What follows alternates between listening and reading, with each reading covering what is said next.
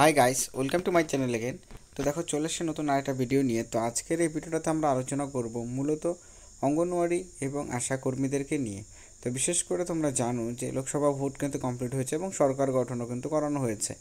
এখন কোশ্চেনটি রইল যে অঙ্গনওয়াড়ি কর্মীদের যে প্রতিশ্রুতিগুলো দেওয়া হয়েছিল যে বেতন বৃদ্ধি নিয়ে, এবং তা নিয়ে কিন্তু অঙ্গনওয়াড়ি কর্মীরাও তার রীতিমতো কিন্তু আন্দোলন তারা করেছিলেন যাতে বেতনটা বৃদ্ধি করানো হয়। ঠিক আছে, কারণ আমরা এই বিষয়টা সকলেই জানি যে অঙ্গনওয়াড়ি কর্মীদের যে প্রত্যেকটা রাজ্য রয়েছে সেই প্রত্যেকটা রাজ্যতে কিন্তু আলাদা আলাদা করে বেতনক্রম দেওয়া হয়।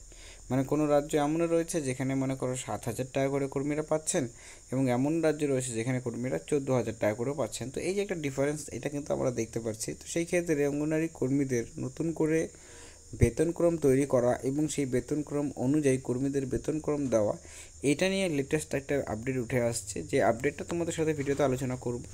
এবং এছাড়াও কিন্তু আরও অনেকগুলো, যেমন ইনসেনটিভ এবং স্মার্টফোন কবে দেওয়া হতে পারে, এই বিষয় নিয়েও একটা আপডেট উঠে আসছে।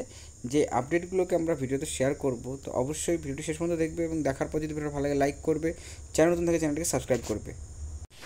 তো দেখো, এই জায়গাতে বেতনক্রম নিয়ে বিশেষ করে যে দুটো আপডেট রয়েছে সেই আপডেটগুলো তোমাদের আগেও আমি বলেছিলাম, যে একটা হচ্ছে সমকাজে সমবেতন। ঠিক আছে, আর একটা ছিল হচ্ছে তোমাদের পে কমিশন নিয়ে, যেটা আমি তোমাদের আগেও ভিডিওতে জানিয়েছিলাম যে পে কমিশন নিয়েও কিন্তু আপডেট উঠে আসছে।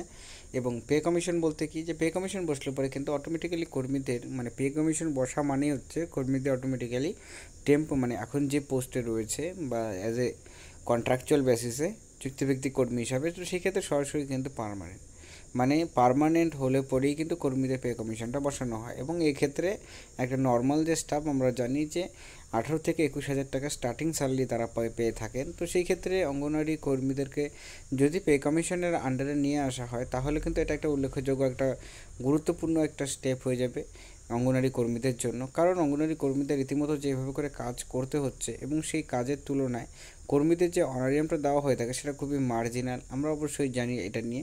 তো সেই ক্ষেত্রে এই বিষয়গুলো কিন্তু অবশ্যই খুব গুরুত্বপূর্ণ। এবং এই পে কমিশনের বিষয়টা কোথা থেকে উঠে আসলো, এটাও একটা উল্লেখযোগ্যভাবে তোমাদের জানাটা দরকার। তো পে কমিশনের বিষয়টা কিন্তু বিহারে কিন্তু এই বিষয়টা উঠে এসেছিলো, যে জন্য তোমাদেরকে আমরা কিন্তু পে কমিশনের বিষয়টাকে তুলে ধরার চেষ্টা করেছি। কারণ দেখো, পে কমিশন আন্ডারে যদি অঙ্গনওয়াড়ি কর্মীদের সে যে কোনো রাজ্যেই নিয়ে আসা হোক না কেন, তো এটার প্রভাব কিন্তু বাকি রাজ্যগুলোতেও সরাসরিভাবে করে পড়ে। তো সেই ক্ষেত্রে পে কমিশন যেহেতু অন্য রাজ্যে এটা নিয়ে কথা হচ্ছে, এখনও পর্যন্ত যেহেতু ফাইনালাইজ হয়নি, কিন্তু যেহেতু একবার কথা উঠেছে সেক্ষেত্রে এটা কিন্তু খুবই গুরুত্বপূর্ণ। এবং এটা চালু হলে কী কী বেনিফিট হতে পারে সেটাও কিন্তু তোমাদের সাথে আমি আলোচনা করলাম। আর দ্বিতীয়ত যেটা রইলো, যেটা সমকাজের সমবেতন, মানে বেসিক্যালি কি, যে অঙ্গনওয়াড়ি কর্মীদের বেসিক্যালি 4 ঘন্টার কাজ করতে হয় ডিউটি সেন্টারে। কিন্তু আমরা যদি দেখি, 4 ঘন্টার পরেও কিন্তু কর্মীদের অনেক কাজ থাকে যে কাজগুলো করতে হয়।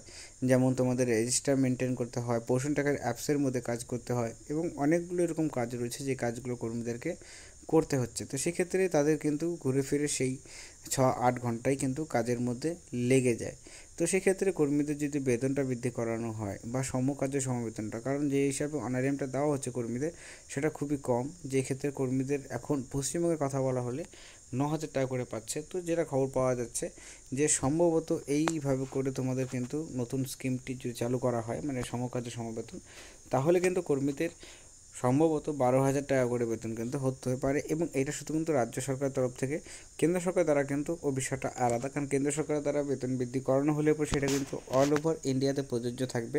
তো সেক্ষেত্রে এটা সম্ভাবনা রয়েছে যে 12,000 টাকা করে কর্মীদের হতে পারে। বাট রিসেন্টলি আমরা দেখেছি যে রাজ্য সরকার কিন্তু 750 টাকা করে বৃদ্ধি করেছে। তো সেক্ষেত্রে এটা কিন্তু আলাদা বিষয়, বেতন বৃদ্ধি নয়। এখানে সমকাজে সমবেতনের আওতায় যদি অঙ্গনওয়াড়ি কর্মী আশা কর্মীদের নিয়ে আসা হয়, তাহলে অটোমেটিক্যালি এখানে কিন্তু ইনক্রিমেন্ট অঙ্গনওয়াড়ি কর্মীদের বেতনের মধ্যে আমরা দেখতে পারি।